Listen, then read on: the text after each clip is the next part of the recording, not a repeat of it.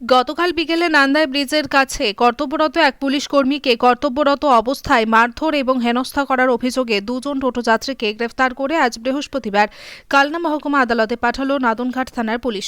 জানা গিয়েছে, বুধবার বিকেলে নান্দাই ব্রিজের কাছে নো এন্ট্রি ছিল। সেই সময় মদ্যপ অবস্থায় দুই টোটোযাত্রী পুলিশদের অশ্রাব্য ভাষায় গালিগালাজ করা, পাশাপাশি নো এন্ট্রি ভেঙে যাওয়ার চেষ্টা করে।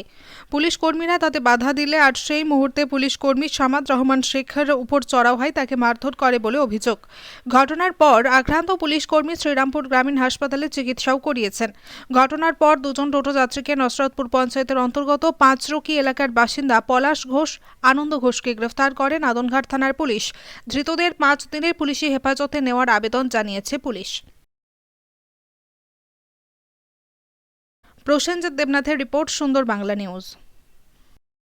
ন্যূনতম ডাউন পেমেন্ট করে আজই ঘরে নিয়ে যান সালুজা বাজাজ থেকে আপনার পছন্দের বাজাজ মোটরসাইকেল। গাড়ির সঙ্গে ফ্রিতে নিয়ে যান নতুন হেলমেট। কোম্পানির দেওয়া 3টে ফ্রি সার্ভিস ছাড়াও আরও 3টে ফ্রি সার্ভিস পাবেন অতিরিক্ত 2 বছরের মধ্যে। তাহলে দেরি কেন, আজই আসুন সালুজা অটোমোবাইলসে। যোগাযোগ 9547720707, এছাড়াও 6295736188। ঠিকানা Saluja automobiles, Kalna STKK road, Kalna হাসপাতালের সন্নিকট, ইন্ডিয়ান পেট্রোল পাম্পের অপোজিটে।